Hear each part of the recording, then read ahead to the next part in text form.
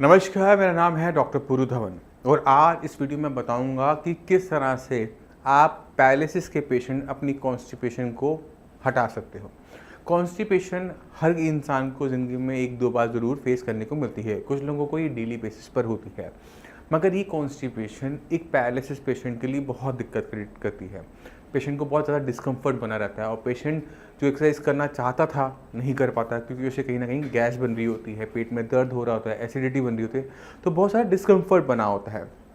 तो ये जो छोटी छोटी ब्रेकर आते हैं पैरालिसिस की रिकवरी के अंदर, इसको हमें हटाना होता है। अब हम बात करते हैं सबसे कॉमन दिक्कत जो हमें अक्सर देखने को मिलती है पैरालिसिस के अंदर, और वो है कॉन्स्टिपेशन। अब कॉन्स्टिपेशन का पैरालिसिस से कोई लेना देना नहीं होता।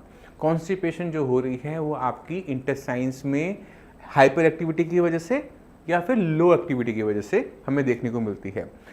तो हम कॉन्स्टिपेशन को थोड़ा सा गहराई से समझने की कोशिश करते हैं और डिफरेंट टाइप की जो कॉन्स्टिपेशन होते हैं उन्हें डिफाइन करते चलेंगे और उनका ट्रीटमेंट को समझते हुए चलेंगे। तो अगर आपको कॉन्स्टिपेशन हो रही है तो सबसे पहला काम आपने क्या करना है, आपने ध्यान देना है कि आप पूरे दिन में खाना कितना खाते हो और उस खाने के अंदर कितना फाइबर है। अब इमेजिन करो कि एक इंसान जो पूरे दिन के अंदर 2 रोटी खाता है। अब 2 रोटी बनाने के लिए हम कितना आटा इस्तेमाल करते हैं? इतना सा। अभी इतना सा आटा पेट में जाकर इतना सा हो जाता है। अब पेशेंट ये सोचे कि मैंने 2 रोटी खाई थी और वो 2 रोटी बाहर रहेगी, कभी नहीं होगा। अगर हमारा स्टूल यानी हमारा मल पूरा मात्रा में सही मात्रा में नहीं बना तो हमारी बॉडी उसको पास नहीं कर पाती और वो हमारे इंटेस्टाइन्स में पड़े पड़े सूखना शुरू कर देता है, क्योंकि अब बॉडी को उसी 2 रोटी में से सारी ताकत खींचनी है, उसमें से पानी पूरा खींचना है, क्योंकि बॉडी को तो चाहिए और जो उसके पास है उसको उसी में काम चलाना पड़ेगा। तो स्टूल क्या हो जाता है? हार्ड हो जाता है। ऐसे पेशेंट के अंदर स्टूल पास हार्ड होता है और 2 या 3 दिन बाद होता है। अगर 2 या 3 दिन में स्टूल पास नहीं होता तो चौथे दिन दस्त लग जाते हैं और पेशेंट का जो इंटेस्टाइन्स में जो स्टूल है वो पानी के साथ बाहर आ जाता है। तो हमें ये सारी चीज़ें नहीं चाहिए। तो ऐसे पेशेंट जिनको स्टूल 2 या 3 दिन बाद आता है, हार्ड आता है, उनको चाहिए सबसे पहले कि अपनी डाइट को सुधार करें, अपनी डाइट के अंदर फाइबर को ऐड करें, रोटी के साथ थोड़ी सी सैलेड का यूज़ करना स्टार्ट करें। और जो सैलेड नहीं ले पा रहे वो क्या कर सकते हैं, वो सूजी जैसी जो मोटे अन्न होते हैं उसका यूज़ कर सकते हैं। रात को सोने से पहले 1 चम्मच जो इसबगोल होता है उसको लेके सो सकते हैं, क्योंकि इसबगोल पेट में जाएगा, पानी साथ मिलेगा और वो फूल जाएगा और वो स्टूल को क्रिएट कर देगा। तो आपका पेट डेली बेसिस पे साफ हो जाएगा, स्टूल हार्ड आना बंद हो जाएगा। दूसरा तरीका क्या है कि फाइबर के साथ अगर आप रात को थोड़ा सा दूध की मात्रा बढ़ा देते हो, फुल क्रीम की, गाय के दूध की, तो अगले दिन थोड़ा सा लग्जेटिव वर्क हो जाता है, मोशन आराम से क्लियर हो जाती है, जो हार्डनेस है वो ख़त्म हो जाती है। तो पहला काम क्या करेंगे, पहले हम उसे बल्क देंगे, यानी उसे एक मास देंगे, उसको वजन देंगे स्टूल को। दूसरा, उसे आराम से पास करने के लिए उसमें थोड़ा सा ग्रीसिंग करेंगे। और ग्रीसिंग कैसे करेंगे? उसमें हम करेंगे नेचुरल फैट की, और वो हमें मिलता है मिल्क से।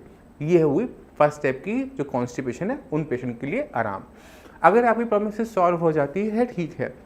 अगर इससे ठीक नहीं होती तो फिर वहाँ पर जाकर हमें थोड़ा सा मेडिसिन को ऐड करना पड़ता है। तो जो हम सुनते हैं कि इसबगोल खा लो, पपीता खा लो, दूध पी लो, ये सारा कुछ आपको पहले ट्राई कर लेना चाहिए, इसके बाद ही मेडिसिन का नंबर आता है। अब चलते हैं दूसरी टाइप की कॉन्स्टिपेशन के अंदर। उसके अंदर हमें समझना होता है कि स्टूल चिकना आता है, उसमें चिपचिपाहट होती है और हर बार खाना खाने के बाद जाने का मन करता है, और जब हमारा मन करता है हम जाते हैं, होता पूरा नहीं है, फिर भी पेट भारी भारी महसूस करता रहता है। कभी कभार खट्टे डकार, गैस, एसिडिटी बहुत ज़्यादा बन रही होती है। ये जो कंडीशन होती है इसको हम कहते हैं कोलाइटिस। ये तब होती है जब हमारी इंटेस्टाइन्स के अंदर स्वेलिंग आती है। इसको थोड़ा सा गहराई से समझने के लिए आपके स्क्रीन पे इंटेस्टाइन का डायग्राम है, तो देखो ये आपकी जो कॉलोन है, अगर इनके अंदर सूजन आ जाएगी तो क्या होगा कि इंटेस्टाइन्स अपने आप को बचाने के लिए एक सिक्रीशन को पास करेंगी जिसे हम कहते हैं म्यूकस। अब यही म्यूकस घूमता घूमता जब स्टूल के रस से बाहर जाएगा तो चिपचिपाहट के साथ मल निकलेगा। कभी कभी वो बहुत ज़्यादा बदबूदार होता है, कभी कभी वो पेट में दर्द करता है और अक्सर यहाँ पर हल्का का भीना भीना दर्द होता है। इसके अंदर खाई हुई मेडिसिन काम नहीं करती, खाया हुआ खाना काम नहीं करता, पेशेंट के अंदर वीकनेस आती रहती है, कमज़ोरी महसूस होती है, कंधों में, कमर में, पिंडलियों में थकावट महसूस होती है, दर्द होता है। तो आपको समझना है कि ये जो कॉन्स्टिपेशन है, जिसे आप कॉन्स्टिपेशन कर रहे हो, वो कॉन्स्टिपेशन नहीं है, वो कोलाइटिस है। और कोलाइटिस को सही ट्रीटमेंट की बहुत ज़्यादा ज़रूरत होती है।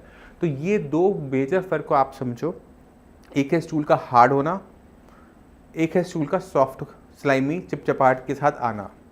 ये 2 मेजर टाइप की जो कॉन्स्टिपेशन से अगर आप ग्रसित हो और आप पैरालिसिस के भी शिकार हो तो आपको उस पर सही तरीके से काम करने की ज़रूरत है।